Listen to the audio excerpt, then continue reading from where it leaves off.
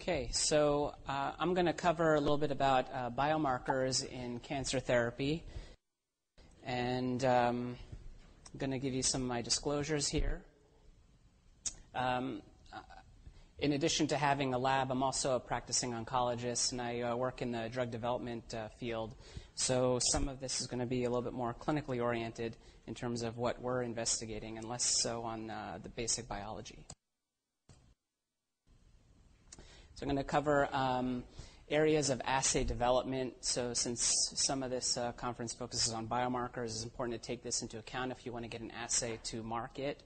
We're also going to talk about some of the assays that are currently on the market and available commercially for clinicians to order and their potential merits. And I'm also going to cover some microRNAs that have been reported in literature, primarily focusing in the area of lung cancer, because that's my specialty, and how microRNAs might be used in the treatment of cancer. So since this has already been covered or will be covered throughout the conference, this is my one of my two background slides on microRNAs.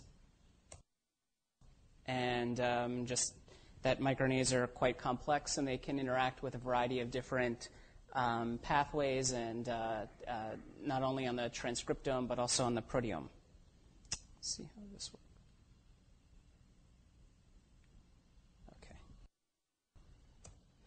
All right. So in terms of developing an assay to go to market, and this is primarily important in not only in cancer but also other diseases, we see that there are a lot of drugs being developed, but there's a real push towards personalized medicine, identifying the right person and the right target and the right dose level of any particular drug. And despite increasing commitments in time, money, and energy, we haven't really seen an increase in drug approvals, particularly in the oncology field. For every drug that makes it to phase 3, only 10% are successful in reaching their primary endpoint.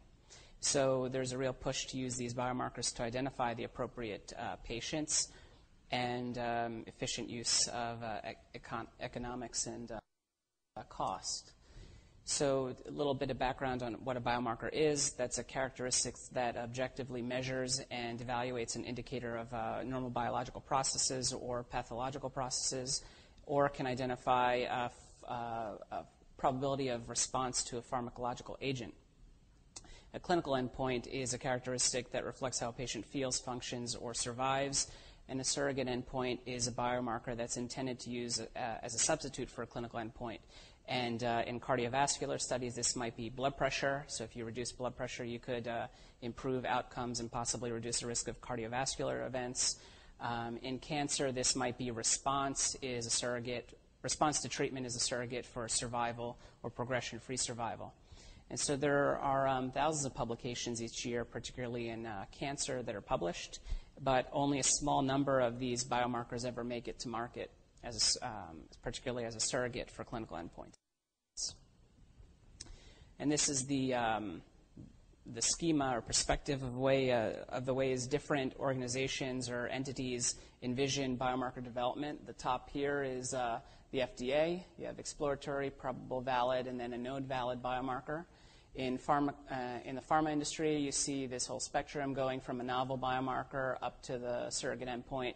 And then in mostly academic and research labs, you have biomarkers going from looking at the tumor biology and how they might be exploited as either prognostic or predictors for prognosis or response and disease states.